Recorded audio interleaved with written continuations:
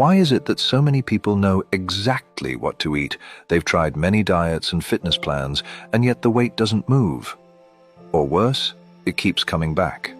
What if the real reason you can't lose weight has nothing to do with calories, carbs, or cardio, but everything to do with your unconscious mind? Carl Jung, one of the most profound thinkers in psychology, believed that the body and the psyche are inseparable. That means the extra pounds on your body aren't just about food. They're symbols, messages from the unconscious, signals of something deeper that hasn't yet been faced. And here's the part nobody tells you. Weight struggles are rarely just physical. They're emotional, psychological, and archetypal, rooted in fears, wounds, and hidden stories you may not even know you're carrying. So if you've been trapped in the cycle of dieting, losing, regaining, feeling frustrated, blaming yourself, I want you to stay with me until the end of this video, because we're going to uncover 5 Jungian reasons why your body might be holding on to weight, and how to finally release it in a way that feels aligned with your soul. And the first one is one that most people deny. But once you hear it, you'll recognize it instantly. It has nothing to do with metabolism, and everything to do with fear. Number 1, the fear of being seen. One of the most overlooked reasons people struggle to lose weight is that deep down, they're not afraid of failing. They're afraid of succeeding. Because what happens when the weight finally comes off? Suddenly you're visible. People notice you. Strangers might comment on your appearance. Friends and family might treat you differently. You may attract attention, compliments, desire, or even jealousy. Visibility is exposure, and exposure can feel terrifying. If you've ever felt unsafe being noticed, if you grew up in an environment where standing out meant being judged, mocked, or even harmed, then your psyche will do everything in its power to protect you. Carl Jung said, "The psyche has a tendency to resist change. That resistance often shows up in the body. So while you may consciously want to shed the pounds, your unconscious says, 'No, we're safer this way.' Extra weight becomes like an invisible shield, a layer of armor against the world. It keeps intimacy at arm's length. It gives you a reason to hide. Think about how many times you've heard someone say, 'I'll start dating once I lose weight,' or 'I'll apply for that job when I feel better about how I look.' But what's really happening here is a protective cycle. Staying in the current body size delays exposure. It postpones the fear of being seen. So the real question isn't, how do I lose weight? But, why am I afraid of being seen as my fullest self? When that question is faced, the body often begins to let go of the weight naturally, because it no longer needs the shield. Number 2, the mother archetype wound.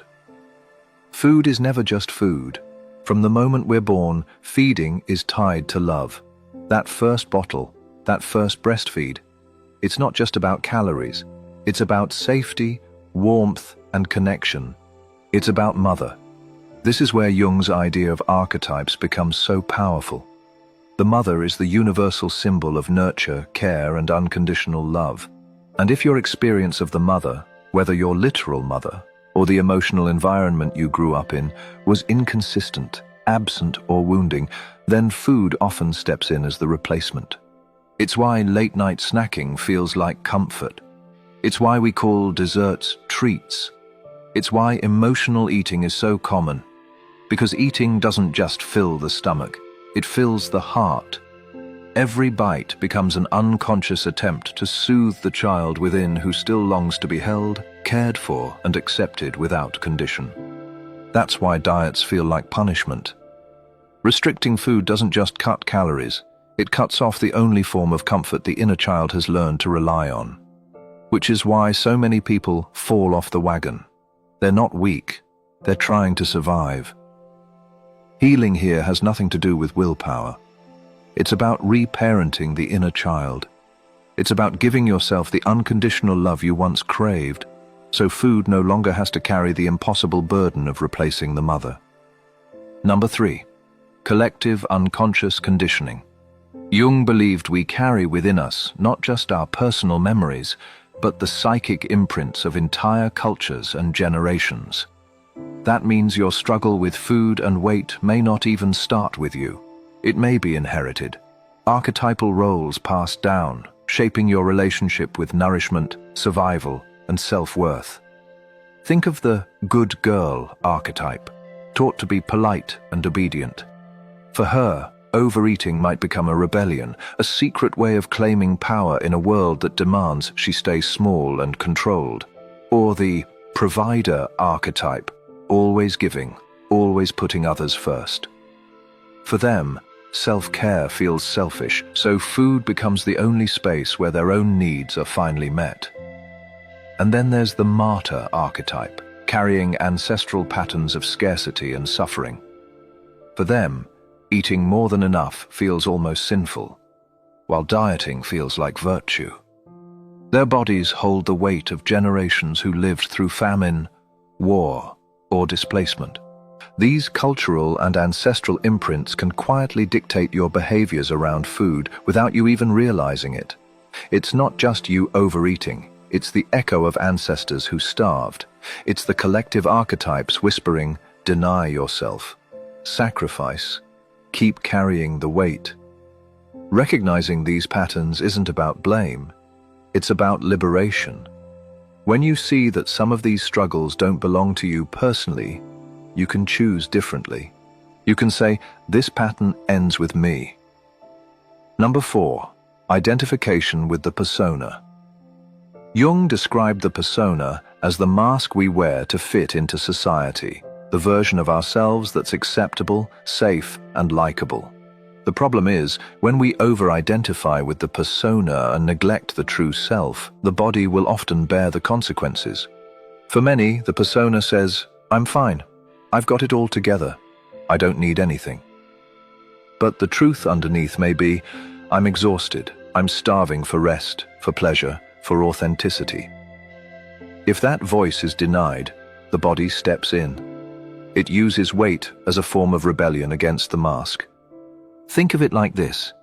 If you constantly live as the high achiever, the caretaker, or the perfect one, your body might refuse to cooperate with weight loss, almost as if to say, I will not help you maintain this fake version of yourself. I will slow you down until you start living authentically.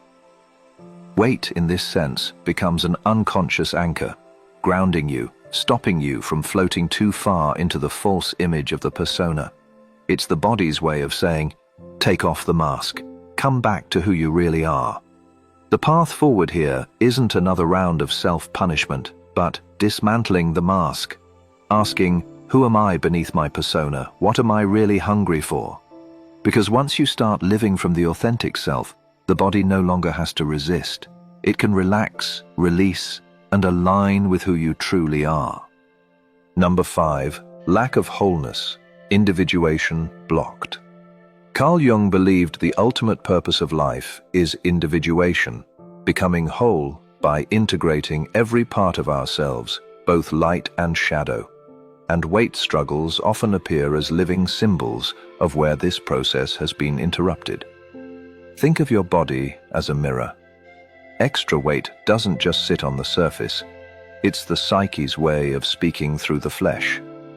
When individuation is blocked, the body carries the burden of what the mind cannot integrate. For example, if one part of you longs for freedom but another part clings to security, that tension may show up in food choices and emotional eating.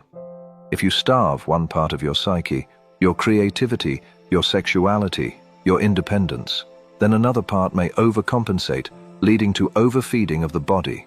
If you reject the shadow, the body becomes the canvas where the shadow paints itself. This is why diets alone don't work long-term. They address the symptom, but not the root. The deeper issue isn't food, it's fragmentation. The unconscious is crying out, don't abandon me, don't repress me, integrate me. And when that call is ignored, weight becomes a living metaphor. The parts of yourself you've neglected are literally weighing you down. Healing then is not about punishing the body, but about listening to it, asking, which parts of me are starving? Which parts of me have I overfed? And how can I bring them back into balance? When individuation begins, when the inner child, the shadow, the anima, the animus, all those archetypal forces are honored and integrated, something shifts. The body no longer has to hold the tension. Wholeness allows release, and often the weight that felt immovable begins to let go on its own. So, when you put these 5 reasons together, something profound becomes clear. Your body is not betraying you. It's protecting and guiding you. It's communicating what your conscious mind may have been too busy, too afraid, or too conditioned to hear. Jung believed that symptoms are symbols, and weight is no exception. Instead of seeing it as an enemy, what if you saw it as a symbol, a message, and a living metaphor of your psyche's deepest needs? Because here's the truth. Most people try to fight their weight with willpower, discipline, and restriction. But the unconscious cannot be forced. It must be understood. When you try to starve or punish it, the unconscious only pushes back harder. That's why diets fail, motivation fades, and cycles repeat. But when you approach the body with curiosity and compassion, everything changes. You begin to see that weight isn't about food. It's about unspoken stories, about unmet needs, and about unlived parts of yourself asking to be integrated. So how do you solve this? How do you break free from these unconscious loops? Start listening to your weight instead of fighting it. Ask yourself, what is this weight protecting me from? What is it giving me that I don't yet know how to give myself? Work with the inner child. Reparent yourself with love instead of expecting food to carry that burden. Meet the shadow. Write down your hidden fears about success, visibility, or independence. Bring them into the light. Question the roles you've inherited. Whose patterns are you carrying? Are you living as the good girl, the martyr, the provider, or someone else? Do you still need to? Move toward wholeness. Instead of trying to starve parts of yourself, integrate them. Give them expression, creativity, voice. Remember, the weight isn't your punishment, it's your teacher. When you honor the message, the body no longer has to carry the burden alone. So the next time you look in the mirror, instead of asking, "Why can't I lose this weight?" try asking, "What is my body trying to tell me?"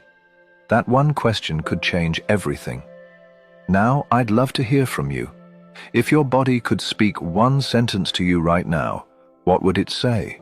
Write it in the comments. It could be an affirmation, a realization, or simply the words you've been waiting to hear. And if you want more content that expands your mind and heals your soul, hit subscribe to Fractal Wisdom. Because the real weight we're here to lose isn't just on the body, it's on the heart.